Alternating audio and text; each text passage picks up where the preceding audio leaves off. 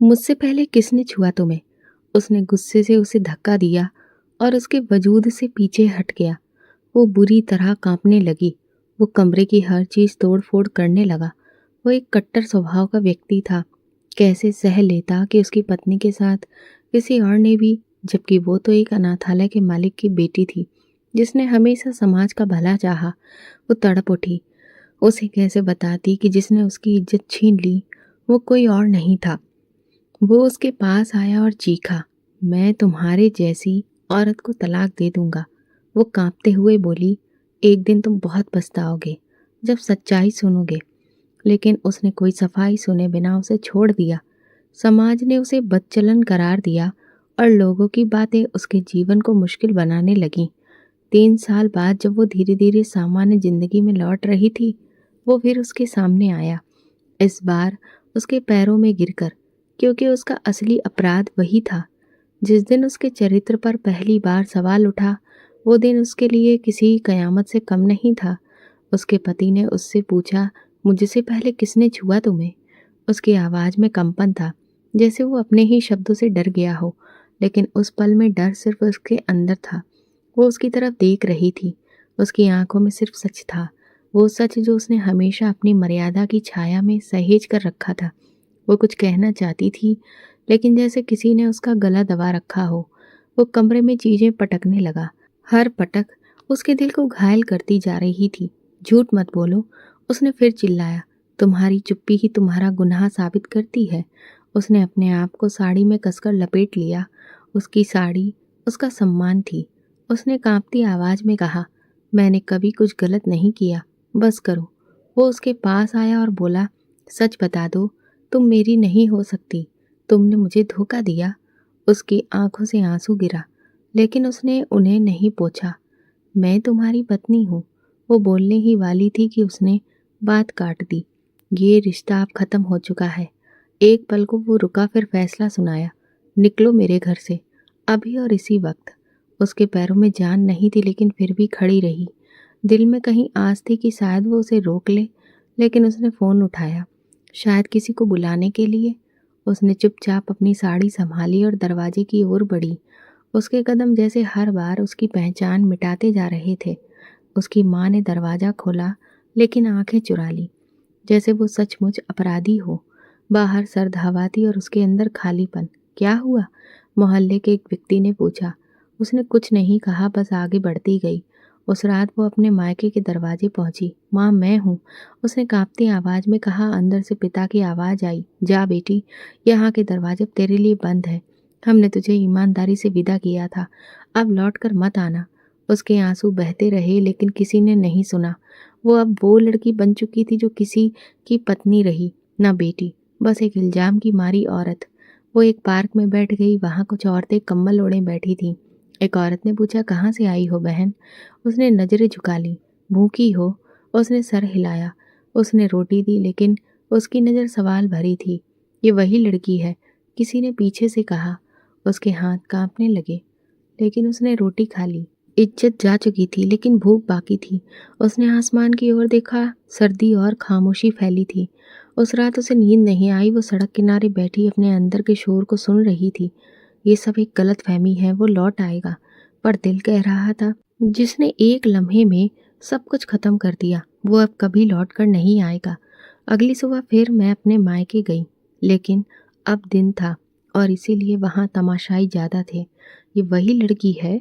एक पड़ोसी ने खिड़की से देखा। दरवाज़ा नहीं खुला, सिर्फ आवाज़ आई, जाओ यहाँ से, तुम्हारी वजह से हम शर्मिंदा हैं। एक बच्चा पास आया और बोला, माँ कहती है तुमने खानदान का नाम मिट्टी में मिला दिया। वो कुछ नहीं बोली, बस धीरे धीरे वहाँ से निकल गई। फिर वो सीधा रेलवे स्टेशन गई। एक बेंच पर बैठ गई। वहाँ और भी औरतें थीं, जिनके चेहरे वक्त की मार से कठोर हो चुके थे। एक बूढ़ी औरत ने पूछा, नई हो क्या? उसने सिर हिलाया। कितने दिन हुए? बस अभी तो जिंदगी बाकी है। वो हंस दी और वो सहम गई। सुबह एक चाय वाला आया, सबको एक एक कप चाय दी। पहली बार मुफ्त है, अगली बार पैसे लाना। उसने कप थामा जैसे किसी ने इज्जत की एक बूंद थमा दी हो। दोपहर को पुलिस आई, शायद किसी ने शिकायत की थी। एक सिपाही ने उससे पूछा, नाम? अंजलि, उसने हिचकते हुए कहा। पिता का नाम? वो खामोश रही। पता? उसकी आंखों से आंसू बहने लगे। सिपाही ने एक नज़र देखकर कहा, ऐसी औरतें अब सड़कों पर आम हो गई हैं। चलो उठो यहाँ से। उसने बेंच छोड़ दी और चलने लगी। हर तरफ नजरें थीं, कुछ दया की, कुछ शक की। एक दुकान के पास रुकी तो दुकानदार बोला, काम ढूंढ रही हो या कुछ और? वो पीछे हट गई, जैसे किसी ने उसके चेहरे पर थप्पड़ मारा हो। एक शाम जब बारिश हो रही थी, वो एक पुराने पेड़ के नीचे खड़ी थी। एक आदमी ने गाड़ी रोकी। चलो बैठो, खाना और छत मिल जाएगी। वो पीछे हट गई। वो हंसकर आगे बढ़ गया। अगली सुबह उसने खुद को एक अस्पताल के सामने खड़ा पाया। उसे सिर में दर्द है, भूख भी लग रही है। एक नर्स ने तेज नज़र से देखा, फिर अंदर चली गई। थोड़ी देर के बाद एक आया बिस्कुट का पैकेट दे गई। ये लो और यहाँ से हट जाओ, डॉक्टर नाराज हो जाएंगे। रात को फिर रेलवे स्टेशन पहुंची। वही बेंच, वही खामोशी। इस बार एक नई लड़की भी आई। सुंदर थी, आंखों में चमक थी। उसने पूछा, तुम्हारी कहानी? बस वही जो तुम्हारी है। नाम? जो तुम रख दो। उन दोनों ने हंसने की कोशिश की, फिर वो चुप हो गई। एक दिन वो एक अस्पताल के बाहर बैठी थी। एक दिन एक महिला उसके पास आई और बोली, बेटी ये कुछ पैसे रख लो। उसने विनम्रता से इनकार कर दिया। क्यों? क्योंकि आज वो केवल सम्मान मांगने आई थी। वो चौंक गई और बिना कुछ कहे वापस पलट गई। उसकी हालत दिन ब दिन बिगड़ती जा रही थी। न कपड़े बचे थे, न पैसे, न कोई सामान, न कोई अपना। बस भूख थी, अनदेखी थी और गहरी चुप्पी। फिर एक दिन स्टेशन के पास एक चाय वाले ने उससे कहा, कल रात कोई तुम्हारे बारे में पूछ रहा था। कौन? उसने पूछा। कुछ नहीं बताया, बस एक तस्वीर दिखाई और चला गया। वो चुप हो गई। मन में एक अनजाना डर उठा, पर उसने उसे दबा लिया। अब डर की हदें भी पार हो चुकी थी। रेलवे स्टेशन की वो बेंच उसकी पहचान बन चुकी थी। एक रात जब सब कुछ खत्म सा लगने लगा, वो स्टेशन से निकलकर शहर के पुराने हिस्से में चल पड़ी। वहाँ एक शमशान था। वो जानबूझकर वहाँ गई, क्योंकि अब जीते जागते लोगों से ज़्यादा डर नहीं लगता था। एक चिता के पास बैठ गई और पहली बार दिल से सोचने लगी, किसी इंसान ने मेरी पुकार नहीं सुनी। अगली सुबह वो एक पुराने नदी किनारे जा पहुंची। लोग कहते हैं पानी सब कुछ बहा ले जाता है।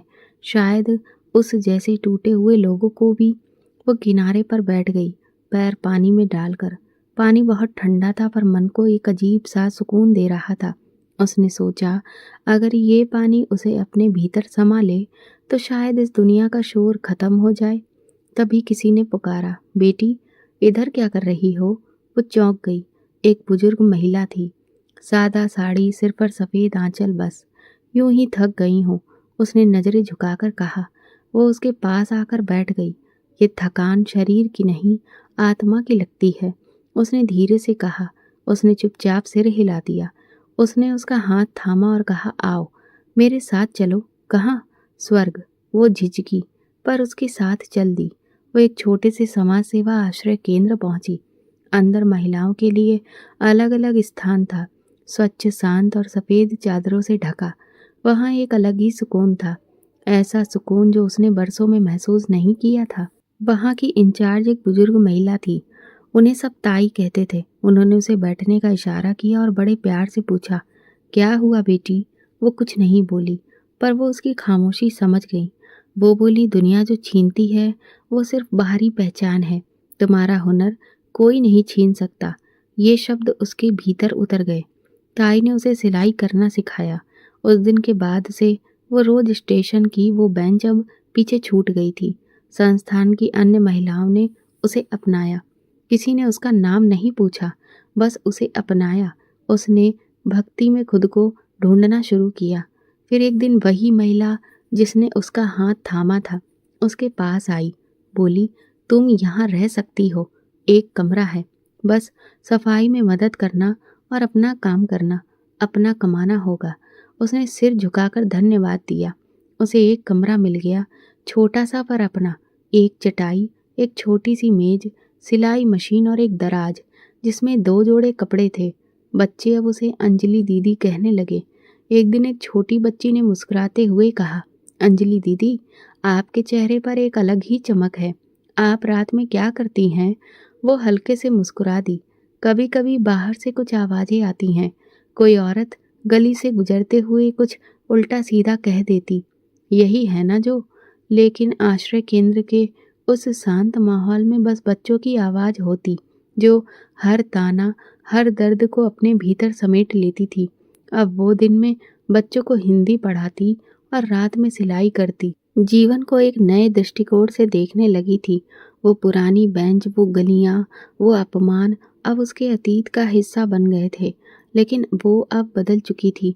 आश्रय केंद्र में कुछ महीने गुजारने के बाद उसने खुद से कहा, अब वो सिर्फ जिएगी नहीं, अपनी पहचान बनाएगी।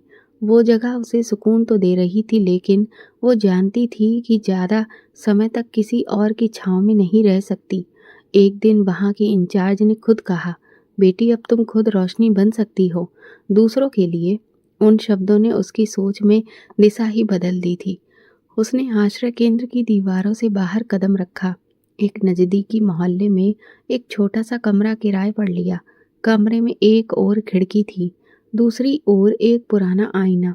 पहली रात खिड़की खोली तो बाहर बाजार का शोर था, लेकिन अंदर सन्नाटा। वही सन्नाटा जो उसकी आत्मा का हिस्सा बन चुका था। अगली सुबह उसे कपड़े सिलने वाली एक पुरानी सिलाई मशीन लाकर रखी, जो आश्रय केंद्र की बुजुर्ग महिला इंचार्ज ने दिया था। उसने कुछ पर्चे बनाए जिसमें लिखा, उसके यहाँ महिलाओं के कपड़े सिले जाते हैं। उसने वो पर्चे मोहल्ले की दुकानों और घरों में बांट दिए। शुरुआती दिन मुश्किल थे, कोई नहीं आता, मशीन चुपचाप रखी रहती। फिर एक दिन पहली ग्राहक आई, धीमे स्वर में बोली, दीदी सूट सिलवाना है, 2 दिन में चाहिए, बहन की हल्दी है। उसकी विनम्रता और शब्द उसके दिल में उतर गए। वो पहली थी जिसने उसे दीदी कहकर बुलाया, किसी अपमानजनक शब्द से नहीं। धीरे धीरे काम चल निकला। मोहल्ले की महिलाएं भरोसा करने लगीं। कोई बच्चों के कपड़े सिलवाती, कोई शादी के जोड़े। वो सिर्फ कपड़े नहीं सिलती थी, वो उन पर अपने अस्तित्व की मजबूती भी टांगती थी। अब वो एक नया नाम, एक नई पहचान बन चुकी थी, अंजलि।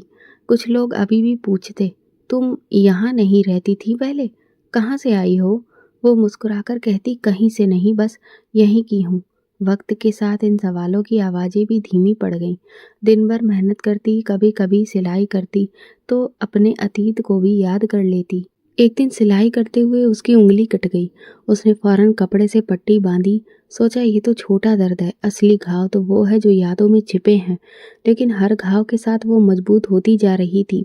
एक दोपहर जब वो कपड़े सिल रही थी, उसके दरवाजे के नीचे से एक अखबार फिसलकर भीतर आ गिरा। पुरानी तारीख का अखबार था, शायद किसी पड़ोसी का, हवा से उड़कर आया। उसने उठाया, पलटा तो एक खबर पर नजर टिक गई। एक लड़की के साथ हुआ था अन्याय, आरोपी अभी भी आजाद। ऊपर एक पुरानी तस्वीर थी, ब्लैक एंड वाइट, लेकिन आंखें पहचानी हुई थी। उसके हाथ कांपने लगे। तस्वीर करीब लाई, दिल की धड़कन बेकाबू हो गई। वो वही था, उसका बीता हुआ कल, उसका पुराना पति। तस्वीर में जवान दिख रहा था, लेकिन चेहरा वही था, कठोर, बेरहम।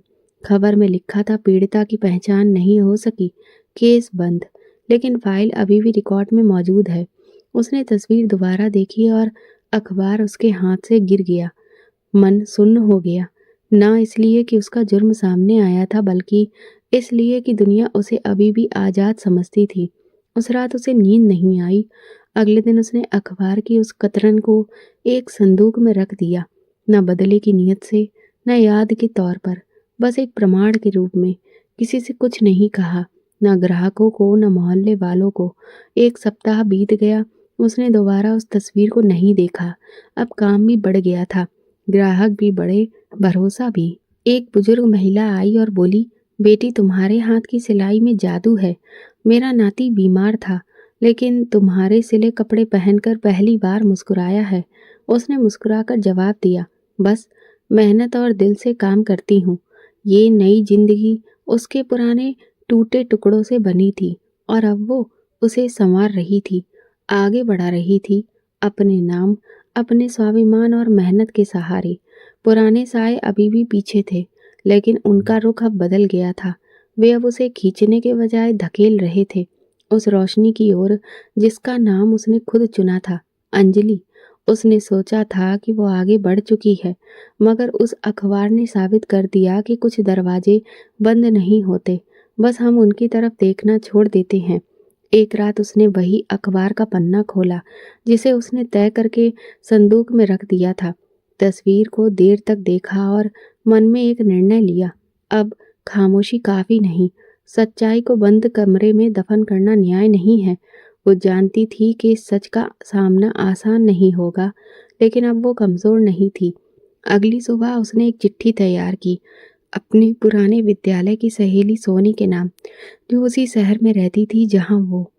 उनसे उससे मिलने की विनती की और 3 दिन बाद उसका जवाब आ गया, आओ। यहाँ भी आंखें सवाल करती हैं। उसने खामोशी से अपना काम समेटा, कुछ कपड़े लिए और अपने कमरे को बंद करके निकल पड़ी। सफर छोटा था, लेकिन मन का फासला सालों जितना लंबा लग रहा था। बस में बैठी खिड़की से बाहर पेड़ों को देखती रही, जैसे वे उसके भीतर की गवाही दे रहे हों। सोनी का घर शहर के पुराने हिस्से में था, एक तंग गली में, लेकिन भीतर बहुत साफ सुथरा। जैसे ही उसने दरवाजा खोला पहचान लिया, तू वाकई आ गई। तेरी आंखों में सवाल भी है और जवाब भी। वो बैठे, चाय पी, फिर उसने वही बात कही जिसके लिए आई थी। सोनी ने गहरी सांस ली, फिर धीरे से बोली, वो अब अकेला रहता है, पत्नी छोड़ चुकी है, बच्चा शायद बाहर है, एक दफ्तर में पुरानी फाइलें देखता है, बात कम करता है। क्या तुम उसे जानती हो? अंजलि ने पूछा। व्यक्तिगत रूप से नहीं, लेकिन मेरा भाई उसके साथ काम करता है। कहता है वो अक्सर चुपचाप बैठा रहता है और टेबल पर कुछ पुरानी चीजें रखता है, जैसे कुछ ढूंढ रहा हो। अंजलि ने कहा, मैं जानना चाहती हूँ कि वो अब क्या सोचता है। सोनी कुछ पल सोचती रही, फिर एक छोटा लकड़ी का डिब्बा लेकर उसके सामने रख दिया। मेरे भाई ने दिया था, कह रहा था उसने ये चीजें ऑफिस में छोड़ दी थी, शायद किसी काम की हो। डिब्बा पुराना था, उस पर खरोची थी। अंजलि ने धीरे से खोला, अंदर एक पुरानी घड़ी, एक टूटी हुई अंगूठी और छोटी सी डायरी थी। उसकी सांसें रुक गईं। डायरी के कवर सादा था। उसने पहला पन्ना खोला, शब्द आंखों के सामने धुंधले हो गए। मैंने एक मासूम को सिर्फ अपने जख्मों की आग में जला दिया। उसके हाथ कांप उठे। उसने बाकी पन्ने पढ़ने शुरू किए। मैंने उस पर शक किया, बिना सबूत, बिना दलील, सिर्फ इसलिए कि मेरे अतीत ने मेरी आंखें बंद कर दी थीं। वो चिल्लाती रही, खामोशी में घिरती रही, लेकिन मैंने सिर्फ अपनी अकड़ को सुना। एक पन्ने पर उस रात का जिक्र था। मुझे वो रात याद है जब मैंने सब खत्म कर दिया। उसकी चुप्पी अभी भी सुनाई देती है। मैं चाहता था कि वो बोले, चीखे या लड़े, लेकिन उसने कुछ नहीं कहा, बस चली गई और मैं रुक गया। हर पन्ना एक जख्म की तरह था, हर शब्द उसके भीतर का धैर्य तोड़ रहा था, लेकिन आंसू नहीं निकले। शायद अब आंखों में पानी नहीं, पिघला हुआ लावा था। एक जगह लिखा था, मेरी पत्नी कहती है तुम्हारे भीतर इंसानियत मर चुकी है। बेटा मुझे देखकर रोता है। शायद वो उसके आंसू हैं जो मेरे अस्तित्व पर छा चुके हैं। डायरी के आखिरी पन्ने पर एक ही पंक्ति थी, अगर वो कभी मिले तो उससे कहना मैं दोषी हूँ और मेरी सजा मेरा हाल है। उसने डायरी बंद कर दी। सोनी ने धीरे से पूछा, अब क्या करोगी? उसने कहा, कुछ नहीं, जो जानना था जान लिया। वो खुद को मुजरिम मान चुका है, मेरे लिए यही काफी है। सोनी ने कहा, तुम चाहो तो मैं तुम्हें ये डायरी दे सकती हूँ, शायद ये उसके लिए भी आज़ादी हो। उसने सिर हिलाया, नहीं, उसने जो लिखा है वो मेरे लिए नहीं, अपने लिए लिखा है। अब उसे अपने शब्दों के साथ जीने दो और मुझे मेरे सुकून के साथ। कुछ लड़ाइयाँ जीतने के लिए लड़ी नहीं जाती, बस सामने वाले को सच का आईना दिखाना होता है। अगले दिन वो अपने शहर लौट आई। डायरी उसके बैग में थी, सोनी ने रख दी थी, लेकिन अब वो सिर्फ कागज का बंडल ही थी, ना कोई बोझ, ना कोई जंजीर। और वो वही अंजलि थी, लेकिन अब वो रोशनी थोड़ी और गहरी हो चुकी थी। वो अपनी जिंदगी में लौट आई थी। काम वही, दिन में मेहनत, कपड़ों के धागे, ऑर्डर पूरे करना, लेकिन रात को नींद अब वैसी नहीं रही। वो शांति जो कुछ दिनों तक मिली थी, अब ख्वाबों में अजनबी शोर ले आई थी। पहली रात एक अजीब सा सपना आया। वो उसके सामने टूटे हुए शब्दों में कुछ बोल रहा था। आवाज़ धीमी थी, लेकिन चेहरा साफ। वो रोता जा रहा था और वो बस देखती जा रही थी। दूसरी रात फिर वही सपना। इस बार वो उसके पैरों में बैठा था, हाथ जोड़े, पसीने में भीगा हुआ। कह रहा था, मुझे माफ कर दो, मैं अब जीने के काबिल नहीं रहा। वो जाग गई। माथे पर पसीना, सांसें बेतरतीब। पानी पिया, स्नान किया। कुछ दिन बाद मोहल्ले की श्रीमती अर्चना ताई आईं। वो अक्सर शाम को चाय पीने आती थी, लेकिन उस दिन कुछ अलग था। अंजलि बेटा, तुम जानती हो राकेश को? उसका दिल एक पल को रुक गया। कौन राकेश? बस एक आदमी है, इसी शहर में रहता है। लोग कह रहे हैं कि वो बहुत बीमार है, किसी चीज ने जकड़ लिया है। रात को चीखते हुए उठता है। उसकी पत्नी छोड़ चुकी है, घर वाले भी दूर हो गए हैं। उसने चाय में चम्मच घुमाते हुए कहा, शांति मिले उसे। हाँ, लेकिन वो कहता है एक औरत उसके सपनों में आती है, चुपचाप खड़ी रहती है। उसका चम्मच रुक गया। औरत? हाँ, वही कहता है। अर्चना जी ने बात बदल दी, लेकिन उसके अंदर एक तूफान आ चुका था। क्या ये वही था? क्या वो ख्वाब सिर्फ अंजलि के नहीं, उसके भी थे? अगले दिन उसने काम करते हुए कई बार खुद को खोया हुआ पाया। सुई कपड़े से हट जाती, सिलाई टेढ़ी हो जाती। उसने खुद से कहा, यह इत्तेफाक है या फिर मन का भ्रम। अगली रात फिर सपना आया। इस बार वो उसे देखकर नहीं, अपने ही सीने पर हाथ रखकर चीख रहा था, ये जल रहा है, कोई इसे बुझाए। ये आग कहाँ से आई? और वो सपने में भी बस खड़ी रही, चुप। उसने सोनी को एक पत्र लिखा, क्या वो वाकई बीमार है? 3 दिन बाद उत्तर आया, हाँ, और वो बार बार तुम्हारा नाम लेता है। कहता है उसने अंजलि को मार डाला है, उसकी नींद, उसकी इज्जत, सब कुछ छीन लिया। अब वही वापस आकर उसे सजा दे रही है। उसने वो पत्र अपने सीने से लगाकर बंद कर दिया। वो सिर्फ इतना जानती थी कि जो सपने वो देख रही थी वो अब उसकी हकीकत बन चुके थे। मोहल्ले में एक महिला थी, शांति ताई। एक दिन उसके पास आई। अंजलि बिटिया, एक बात पूछनी है। जी पूछिए। एक आदमी है, उस पर किसी बुरी छाया का असर है। अगर तुम्हें कभी उसका नाम सुनाई दे तो नज़र जरूर उतार लेना। कहते हैं वो छाया उस औरत की बद्दुआ है जिसने उसकी रातों को निगल लिया है।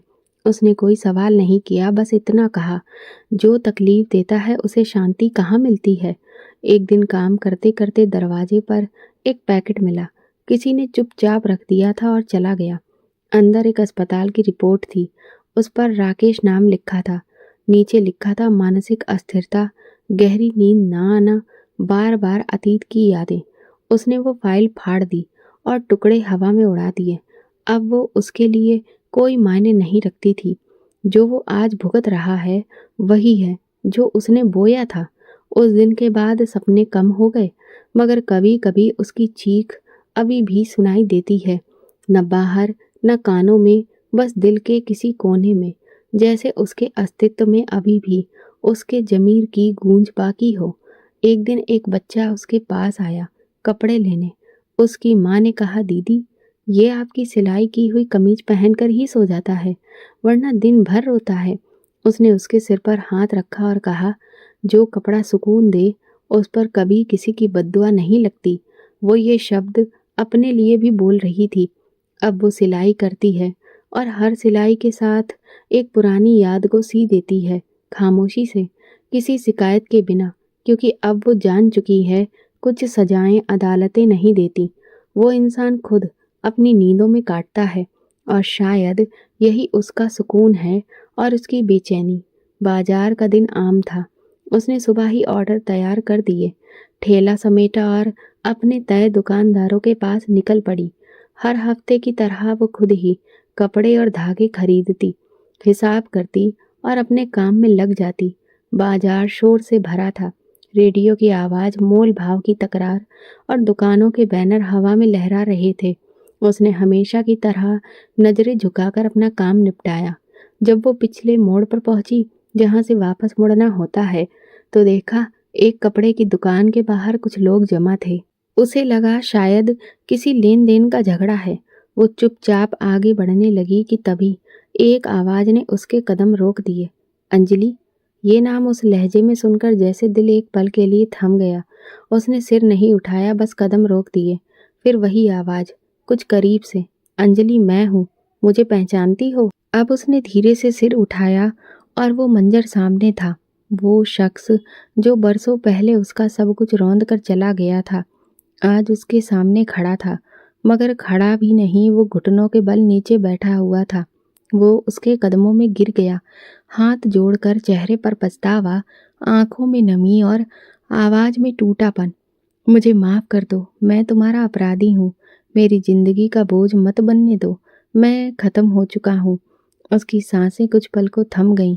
पूरा बाजार चल रहा था, लोग आ जा रहे थे, मगर उस पल जैसे वक्त थम गया था। वो जड़ हो गई। उसके सामने वो इंसान गिरा था जिसके एक वाक्य ने उसकी पूरी जिंदगी बदल दी थी। उसके हाथ में धागों से भरा थैला था जो जमीन से छू रहा था, जैसे वही उसके वजूद की गवाही दे रहा हो। उसने धीरे से कहा, क्या तुम जानते हो कि मैंने कितनी जिंदगियां दफन करके ये जिंदगी बनाई है? वो रो रहा था, आंखें बंद थीं और होंठ कांप रहे थे। मैं रोज मरता हूँ अंजलि, सपनों में, जागते हुए, हर सांस में। उसके भीतर कोई तूफान नहीं था, ना कोई गुस्सा, ना कोई करुणा। उसने उसे देखा जैसे कोई अजनबी इंसान जमीन पर बैठा हो। जिस इज्जत की तुमने कदर नहीं की, उसकी माफी का तुम्हें कोई हक नहीं। उसने धीमे से कहा। वो चुप हो गया, शायद किसी उत्तर की उम्मीद में था, शायद चाहता था कि वो उसे कुछ ऐसा कहे जो उसके अंदर की आग बुझा दे। लेकिन उसके शब्दों ने उसे और झुका दिया। लोग रुकने लगे, कुछ ने पहचानने की कोशिश की, कुछ ने हमदर्दी से देखा और आगे बढ़ गए।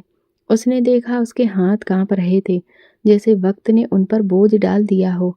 मुझे कुछ नहीं चाहिए तुमसे, न माफी, न सफाई, न आंसू। उसने अपना थैला उठाया।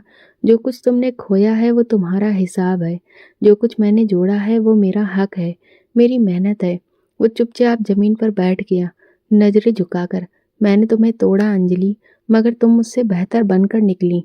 शायद यही मेरी असली सजा है। उसने आखिरी बार उसकी तरफ देखा। पहली बार उसकी आंखों में वो नमी दिखी जो बरसों तक उसकी आंखों में घर किए बैठी थी। वो पिघल रहा था और वो पत्थर बन चुकी थी, मजबूत, खामोश। बाजार से निकलते वक्त एक दुकानदार ने उसे देखा और कहा, अंजलि बहन, आज कुछ परेशान लग रही हो। उसने मुस्कुराकर जवाब दिया, नहीं, बस एक पुराना हिसाब बंद हुआ है। उसी रात उसने सपना देखा। उसने खुद को फिर उसी बाजार में पाया, लेकिन इस बार वो व्यक्ति जमीन पर नहीं था, बल्कि किसी ऊंचे चबूतरे पर खड़ा था। और वो बिना कुछ कहे शांति से वहां से गुजर गई। उसी सपने में उसने खुद को शीशे में देखा। उसका चेहरा चमक रहा था, आंखों में शांति थी और जीवन में वो सुकून था जो सिर्फ परिश्रम और सच्चाई से आता है। उसे समझ आ गया था कि क्षमा हमेशा शब्दों से नहीं दी जाती, कई बार मौन ही सबसे बड़ी मुक्ति बन जाती है। वो आज़ाद हो चुकी थी। उस घटना के कुछ समय बाद जब बाजार में उनकी नज़रें मिलीं, वो व्यक्ति उसके पैरों में आ गिरा था। उसने सोचा था शायद वो अंतिम दृश्य था, लेकिन ऐसा लगा जैसे जीवन ने तय कर लिया हो कि कुछ चेहरे एक बार नहीं बार बार दिखते हैं, ताकि हम खुद को याद दिलाते रहें कि हम क्या थे और क्या बन गए। बाजार की उस घटना के कुछ हफ्तों के बाद वो फिर से अपने काम में व्यस्त हो गई। लोगों के ऑर्डर, बच्चों की यूनिफॉर्म, दुल्हनों के लहंगे, हर चीज का तय समय था। हर सिलाई में एक मकसद था। वो खुद को फिर से सामान्य जीवन में लाना चाहती थी, लेकिन गली मोहल्लों में कुछ बातें फैलने लगीं। एक दुकानदार बोला, अंजलि बहन, सुना है राकेश जी बहुत बीमार हैं, पत्नी भी छोड़ गई है। दूसरे ने कहा, डॉक्टर कहता है कि उसे नींद नहीं आती, हमेशा डरा रहता है। वो चुपचाप सुनती रही, जैसे किसी अजनबी की कहानी हो। लेकिन भीतर कहीं एक जानी पहचानी आवाज धीरे से गूंजी। यही वो व्यक्ति है जिसने बरसों पहले उसके शब्द छीन लिए थे और उसकी आत्मा में सन्नाटा भर दिया था। एक शाम जब वो आश्रय केंद्र से लौट रही थी, तो देखा दरवाजे के पास एक परछाई बैठी थी। धुंधले अंधेरे में चेहरा साफ नहीं दिख रहा था, पर चलने के ढंग से पहचान हो गई।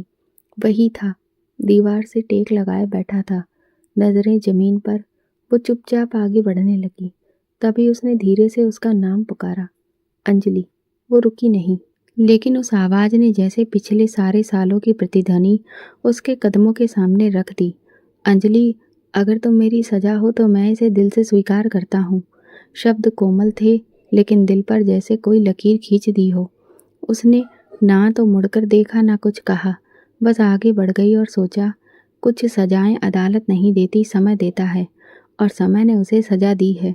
कुछ दिन बाद जिसका रिश्ता राकेश के घर वालों से था, वो स्त्री उसके घर आई कपड़े लेने के बहाने। बात छिड़ गई। बहन तुम जानती हो ना उसका क्या हाल है, कोई भी अपना नहीं रहा, घर का खर्च भी मुश्किल से चलता है। पहले पत्नी थी, अब वो भी चली गई। उसने बस हल्की सी मुस्कान दी। उसने उसके चेहरे पर सुकून को जैसे महसूस कर लिया और बोली, लोग कहते हैं तुम्हारी चुप्पी ही उसकी सजा है। उसने कोई उत्तर नहीं दिया। कभी कभी मौन सिर्फ सजा नहीं, प्रतिशोध भी होता है। एक दिन आश्रय केंद्र के बाहर उसे एक नेत्रहीन भिखारी मिला। उसने एक बात कही जो उसके मन में उतर गई, बेटी, खामोशी में ताकत होती है। जिसका अंतर्मन जाग जाए वो स्वयं अपनी सजा का कैदी बन जाता है। उसने उसके हाथ में कुछ सिक्के रखे और आकाश की ओर देखा। कई बार राह चलते उसकी झलक मिल जाती, कभी किसी दवा खाने के बाहर, कभी किसी अकेली चाय की दुकान पर। वो अब वैसा नहीं रहा था जैसा पहले था। आंखों में थकान, चेहरे पर बोझ और शरीर जैसे खाली। वो जीवित था लेकिन भीतर से जैसे सब कुछ खत्म हो गया था। एक बार वो उसके रास्ते के किनारे बैठा था। वो गुजरने लगी तो उसने बस इतना कहा, कभी मुझे सिर्फ इंसान समझकर देख लेना, शायद तुम्हें समझ आ जाए कि मैं अब क्या हूँ। उसके कदम रुकने को थे पर उसने खुद को थाम लिया। ये करुणा का नहीं, न्याय का समय था और न्याय में कोमलता नहीं होती, केवल सत्य का भार होता है। जो भी अन्याय करता है उसे उसका फल अवश्य मिलता है और वो फल वो भोग चुका था। अब वो उसे अक्सर देखती है लेकिन नजरें नहीं मिलाती। वो सिर झुकाए गुजरता है। लोग कहते हैं वो खुद में गुम एक इंसान है, लेकिन वो जानती है कि वो उस परछाई के साथ चल रहा है जो कभी उसके साथ थी। अब वो साया उसका हो गया है और वो मौन में प्रकाश की राह पर चल रही है। समय बीतता गया। वो अब केवल अतीत की एक परछाई बन चुका था। कभी कभी गलियों में दिख जाता, लेकिन अब उसकी उपस्थिति उसके लिए कोई मायने नहीं रखती थी। उसके दिन अब अपने कार्यों में व्यतीत होते थे और रातें सुकून में। जो जीवन कभी बिखरा हुआ था अब धीरे धीरे जुड़ने लगा था। एक दिन ताई ने उसकी ओर देखा और कहा, अंजलि, तुम अब पूर्ण हो चुकी हो, लेकिन अकेली मत रहना। उसने हल्की सी मुस्कुराहट दी। तन्हाई की आदत हो जाना भी एक तरह की आज़ादी है, लेकिन उस तन्हाई से बाहर निकलना असली हिम्मत होती है। उसने जवाब दिया। इसी बीच एक रिश्ता आया, आश्रय केंद्र की इंचार्ज की बहन का। बेटा संजय शांत स्वभाव का, मेहनती और समझदार है। जब पहली बार बात हुई तो उसने ज़्यादा कुछ नहीं कहा, बस एक ही बात बोली, मैं किसी का अतीत नहीं, सिर्फ वर्तमान और भविष्य बनना चाहता हूँ। उसने हैरानी से उसकी तरफ देखा। वो उसकी आंखों में ऐसे देख रहा था जैसे उसके भीतर के हर दर्द को पढ़ लिया हो। उसने कई दिनों तक निवेदन किया। मन का बोझ जैसे धीरे धीरे हल्का होता गया। शादी बेहद सादगी से हुई। ना कोई शोर, ना कोई हंगामा, बस कुछ करीबी रिश्तेदार और ढेर सारी शुभकामनाएं। संजय उसके लिए एक अप्रत्याशित रूप से कोमल दिल का इंसान साबित हुआ। वो सवाल नहीं करता था, बस हर चीज़ को संभालता था। उसकी चुप्पियों को समझता और उसकी हंसी में सच्चाई ढूंढता। एक दिन वो खिड़की के पास बैठी थी। कमरे में हल्की रोशनी फैली हुई थी। संजय धीरे से पास आया और खामोशी से बैठ गया। अंजलि, क्या तुम कभी किसी और के बारे में सोचती हो? उसने किताब बंद की और उसकी ओर देखा। सवाल कठिन था, लेकिन उसका लहजा इतना शांत था कि जवाब देना आसान हो गया। हाँ, सोचती हूँ, लेकिन वैसे जैसे कोई पुराना जख्म जो भर चुका हो, बस निशान रह गया हो, दर्द नहीं। संजय ने धीरे से उसका हाथ पकड़ा। मैं तुम्हारा आज हूँ, तुम्हारे अतीत पर मेरा कोई अधिकार नहीं, लेकिन जानना चाहता था, क्या कभी ऐसा लगता है कि वो इंसान अभी भी कहीं तुम्हारी जिंदगी में मौजूद है? वो मुस्कुरा दी, सिर्फ एक सोच की तरह, और वो सोच भी ऐसी जो हमें तोड़ती है, पर कभी कभी वही सोच हमें नया रूप देने का कारण भी बन जाती है। संजय चुप रहा, लेकिन उसके चेहरे पर संतोष था। उसने उसके सिर पर हाथ फेरा और कहा, तुम्हारा ये धैर्य, यही मेरी सबसे बड़ी इज्जत है। समय गुजरता गया उनकी जिंदगी में बच्चों की हंसी गूंजने लगी। पहले बेटा हुआ, फिर बेटी। घर में चहल पहल, खुशबू और उम्मीदें भरने लगी। वो अक्सर सोचती, काश यही जिंदगी उसे पहले मिली होती, लेकिन शायद तब वो उतनी मजबूत नहीं होती जितनी अब है। संजय बच्चों को खुद संभालता, उन्हें स्कूल छोड़ता, कहानियां सुनाता और कभी कभी उसके कामों में भी हाथ बटाता। उसने अपने छोटे से सिलाई केंद्र को एक प्रशिक्षण केंद्र में बदल दिया था। अब वो सिर्फ सिलाई नहीं, बल्कि उन स्त्रियों को आत्मनिर्भर बनने की राह दिखाती थी, जिनकी जिंदगी ने सिर्फ उन्हें सवालों में उलझा कर रखा था। एक दोपहर जब वो मशीन पर काम कर रही थी, बाहर से एक आवाज़ आई, अरे, वो राकेश फिर अस्पताल गया है। हालत बहुत खराब है, अब तो पहचान में भी नहीं आता। उसकी नज़र मशीन की सुई पर थी, लेकिन हाथ रुक गए। कुछ पल के लिए सन्नाटा छा गया। फिर उसने खुद से कहा, अब उसका दुख मेरी जिम्मेदारी नहीं है। शाम को संजय बच्चों को कहानी सुना रहा था। वो चाय बनाते हुए उस कहानी की आवाज़ सुन रही थी। उसकी हंसी बच्चों की मुस्कान में घुल चुकी थी। माँ, क्या पापा की कहानी झूठी थी? बेटी ने अचानक पूछा। संजय ने मुस्कुराते हुए जवाब दिया, नहीं, बस थोड़ी बदली हुई थी। सच को कभी कभी थोड़ा मीठा बनाकर सुनाना जरूरी होता है। वो हंस दी, और कभी सच को खामोशी से संभालना ज़्यादा अच्छा होता है। उस रात उसने अपनी पुरानी डायरी निकाली, वही जो सालों पहले राकेश की चीज़ों में मिली थी। उसके लिखे शब्द अब जख्म नहीं, सिर्फ अतीत की परछाई जैसे लगते थे। उसने डायरी बंद की और उसे अलमारी के सबसे निचले खाने में रख दिया। संजय ने पूछा, ये क्या है? उसने कहा, एक पुरानी किताब जो अब किसी काम की नहीं। पक्का? बिल्कुल। उसने लाइट बंद की और बच्चों के बीच लेट गए।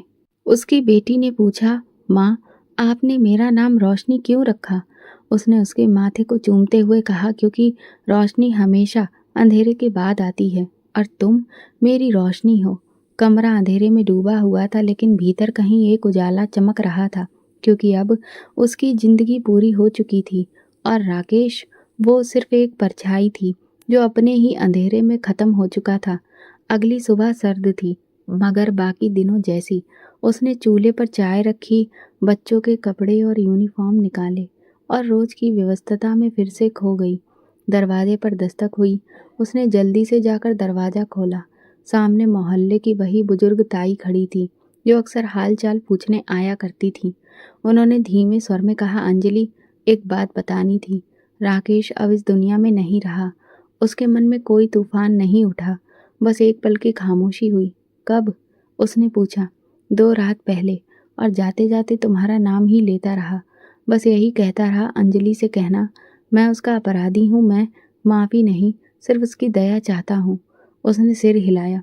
धन्यवाद ताई, आपने बता दिया, यही बहुत है। दरवाज़ा बंद करते हुए उसके दिल में एक अजीब सा सुकून उतर आया, जैसे बरसों से खुला एक जख्म अब सिल गया हो, जैसे किसी अनसुलझे सवाल का जवाब मिल गया हो, बिना कोई चीख पुकार के, बिना कोई तूफान उठे।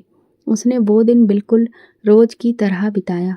बच्चों को स्कूल छोड़ा, अपने काम पूरे किए, और शाम को आंगन में बैठकर अपने छोटे बेटे को झूला झुलाने लगी। संजय देर से घर आया। वो खामोशी से उसके पास बैठ गया। सुना है? उसने पूछा। हाँ, अभी अभी, अंजलि ने मुस्कुराकर जवाब दिया। अब शायद पहले से भी ज़्यादा ठीक हूँ। अगली सुबह उसने सादा कपड़े पहने और बिना किसी को कुछ बताए घाट की तरफ निकल पड़ी। ना कोई वजह बताई, ना कोई बहाना बनाया, बस दिल में एक चाह थी जिसने कभी उसकी जिंदगी की बुनियाद हिला दी थी। उसकी आखिरी निशानी को एक बार देख लेना जरूरी था। न क्रोध था, न मोह, सिर्फ एक शांति जो बरसों के बाद मिली थी। घाट का वो हिस्सा सूना पड़ा था जहाँ अंतिम संस्कार होता था। ठंडी हवा चल रही थी, सूखे पत्ते जमीन पर बिखरे थे। वो धीरे धीरे आगे बढ़ती रही, वहां पहुंची जहां अस्थियां रखी रहती थीं, और फिर एक जगह नजर पड़ी। वहां एक अस्थि कलश पर उसका नाम लिखा था, राकेश।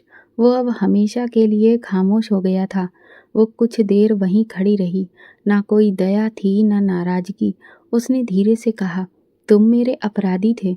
तुमने मुझसे वो सब कुछ छीन लिया था जो मुझे इस दुनिया से जोड़ता था, लेकिन मुझसे मेरी हिम्मत नहीं छीन सके। अगर तुम्हारी सज़ा ये थी कि तुम अकेले जाओ तो समझ लो यही तुम्हारी सज़ा थी और मेरा बदला भी। वो कुछ देर यूं ही खामोश खड़ी रही जैसे उस राग से कोई जवाब पाना चाहती थी, मगर जवाब में सिर्फ वही खामोशी थी जो सालों पहले उसने उसकी ज़िंदगी में ला दी थी और अब उस पर भी छा चुकी थी।